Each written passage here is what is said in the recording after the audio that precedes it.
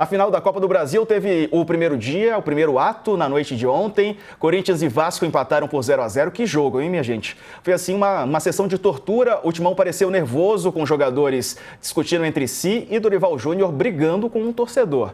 Enquanto o Vasco foi elogiado por Fernando Diniz. A igualdade sem gols foi melhor para o Corinthians, que não jogou tão bem. Poderia ter sido derrotado em casa, será? Sei não, hein? Ou para o Vasco, que jogou fora de casa e agora vai decidir no Maracanã. Quem vai responder essas perguntas são Samir Carvalho e Alicia Klein, que estão aqui conosco para essa quinta-feira. Bem-vindos, boa noite. E aí, Alicia, quem saiu melhor? A gente saiu pior, né? Porque eu fiquei assistindo e falei, gente, o que é isso, né? O que eu estou fazendo da minha vida em plena quarta-feira à noite acompanhando esse jogo danado de ruim, né? Que jogo ruim, Alicia. Boa noite para você.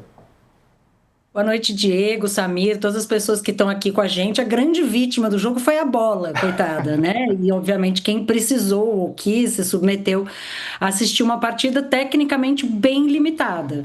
O Vasco, claro, estava confortável, porque um empate para o Vasco serve, é um bom resultado para o Vasco levar para o Maracanã para a decisão no domingo, e criou algumas chances, né? Ambas as equipes tiveram gols bem anulados, mas se alguém foi melhor, foi o Vasco. E considerando que estava fora de casa, diante de um time que, embora esse ano não tenha o mesmo histórico dentro de casa que costuma ter, ainda assim é um time difícil de vencer, com a sua torcida, com o seu estádio lotado, para o Vasco estava de bom tamanho.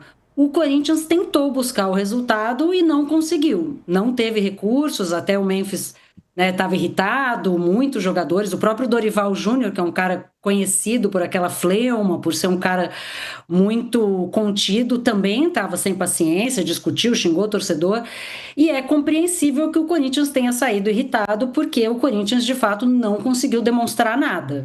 Se o Corinthians soube vencer o Cruzeiro no Mineirão e soube segurar o resultado na Neoquímica Arena para conseguir vencer um adversário mais difícil até do que o Vasco, ontem o Corinthians se mostrou bastante limitado, principalmente do ponto de vista criativo, e por muito pouco não saiu derrotado. O Ryan teve algumas oportunidades, então o Dorival vai precisar quebrar bastante a cabeça para ou tentar oferecer um espetáculo melhor no domingo ou fazer aquela coisa que o Dorival sabe fazer também, que é um jogo feio com um resultado que o agrade. Mas pelo que o Corinthians jogou ontem, vencer no Maracanã parece uma tarefa ainda mais difícil do que já seria num contexto em que certamente a torcida do Vasco vai fazer uma grande festa, né? Tá muito empolgada com a possibilidade de voltar à Libertadores, de ganhar um título como esse, o dinheiro, né? Que aliás fará muita diferença para os dois.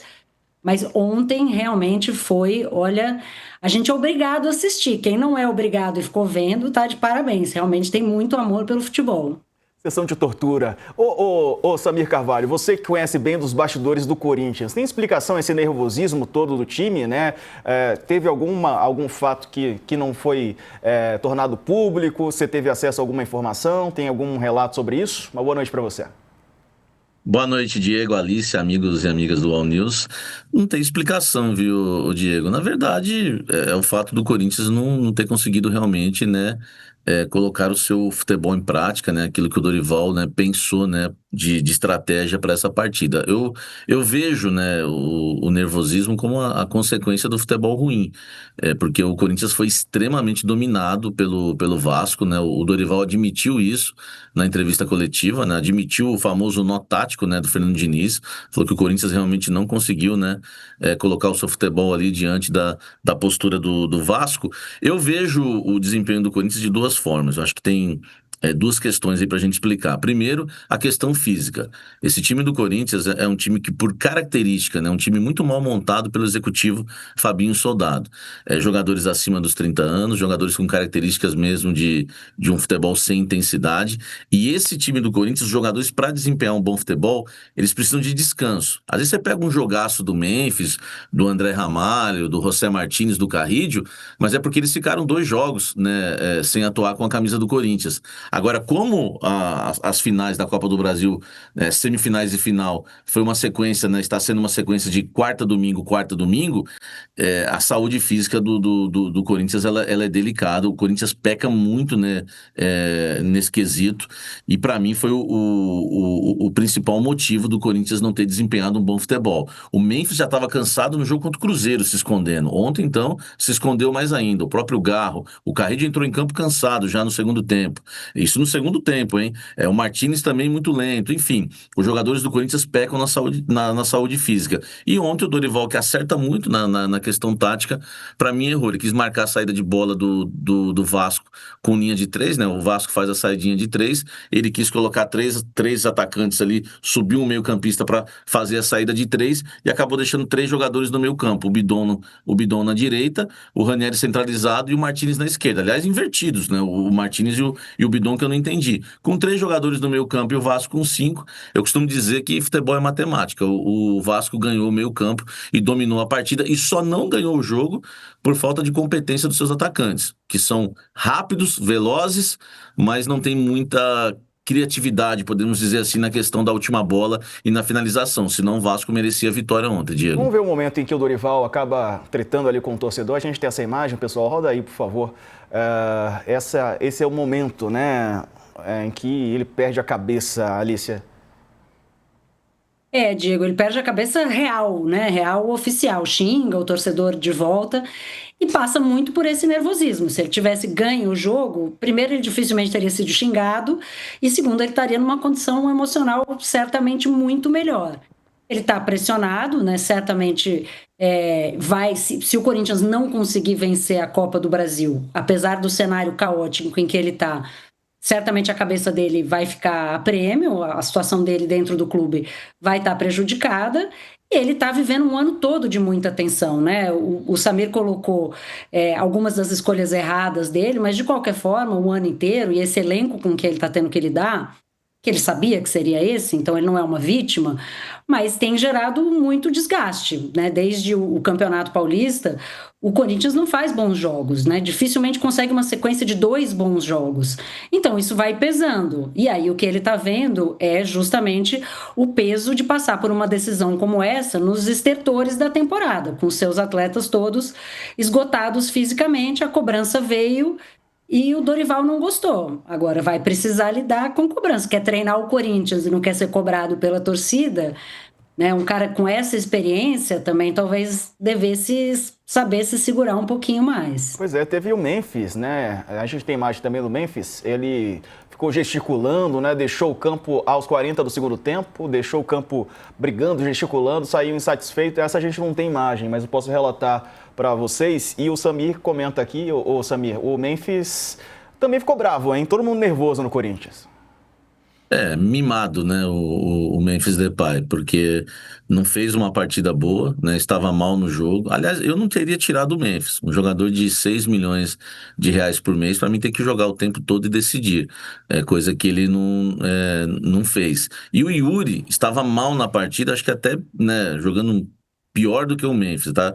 É que ontem foi difícil, né? Para você escolher quem foi o pior é complicado. Mas eu tiraria até o Yuri Alberto, não tiraria o Memphis, né? Só que ele perde a razão ficando bravinho ali, né? Emburradinho porque foi substituído. E isso acho que tem até consequência, né? Eu concordo com a Alice. O Dorival tinha que ter segurado a onda em relação aos torcedores, porque eles sempre estão ali. Isso isso em qualquer estádio, Vila Belmiro, atrás do banco de reservas, Neoquímica Arena, sempre vai acontecer isso. E ontem ele acabou respondendo no torcedor, porque certamente já estava sofrendo toda a pressão, inclusive com o Memphis ali. Ele deve ter observado o Memphis saindo reclamando, todo mundo viu, né? Porque né? Ele faz essa pergunta, né? Na leitura labial, o pessoal fez a leitura labial e fala, por que eu, né? Ele não aceita, né? Ter sido substituído. Eu manteria até o final, mas também não concordo com o Memphis reclamando, porque o Memphis já não jogou nada contra o Cruzeiro no jogo de volta e ontem também não. Então, merecia ser substituído? Eu tiraria o Yuri, mas também não foi nenhum absurdo o Dorival tirar o Memphis, não. Tô vendo aqui na home do UOL, tem uma discussão do Yuri com o Mateuzinho, né? Tô de saco cheio. Teve isso também, né, Samir? Para ver quem é o pior, né?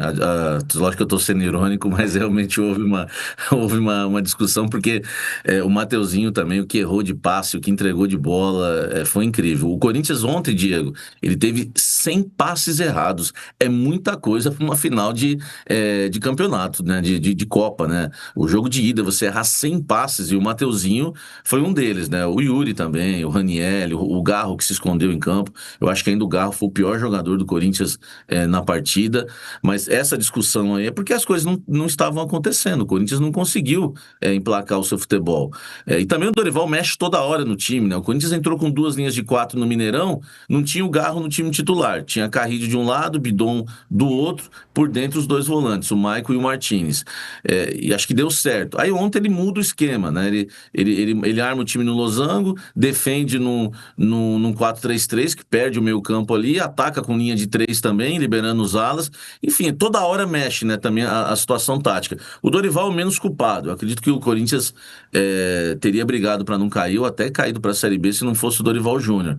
Mas exclusivamente ontem ele foi muito mal nas escolhas, não mexeu no intervalo, depois mexe 4 minutos, com 4 minutos do segundo tempo. O que mudou, né, do intervalo para 4 minutos do segundo tempo para ele começar a fazer as mexidas? Então, estava muito confuso o Dorival ontem, mas ainda eu acredito, Diego, que o principal do Corinthians, e aí o que preocupa, né, demais para o jogo no Maracanã, é a questão da parte física, né? Os jogadores do Corinthians, né, muitos deles precisam estar descansados e muito bem fisicamente para conseguir desempenhar um bom futebol. Casos de Carrillo, Martinez, André Ramalho, Ranielli, Memphis, o Garro, a lista é grande, né? Então acho que o Vasco ontem ganhou na saúde física. Vamos ver como que vai ser no Maracanã. Pois é, o Vasco, né, comemorou. O Fernando Diniz disse que o rendimento do time foi melhor sob o comando dele, só fez uma colocação um pouco estranha. Ele disse que o gramado na Neoquímica Arena é excelente, por isso os jogadores não estão acostumados. Diniz disse que o campo, de tão bom que lembra até grama sintética. Se campo ruim atrapalha, né, Alicia, o campo bom atrapalha também? Como é que é isso? Nada tá bom? Diego, o Diniz é maravilhoso, né? O Diniz é realmente fornecedor de aspas incríveis, grandes pérolas, né? Como a gente ganhou os primeiros 4 minutos, a gente ganhou o primeiro tempo, e dessa vez ele está falando de um lugar positivo. De fato, o Vasco foi melhor e poderia ter vencido o jogo se tivesse sido mais eficiente no ataque, mas foi prejudicado pela qualidade do gramado. Veja só, a gente agora no Brasil também tem que se preocupar com os gramados que são bons demais.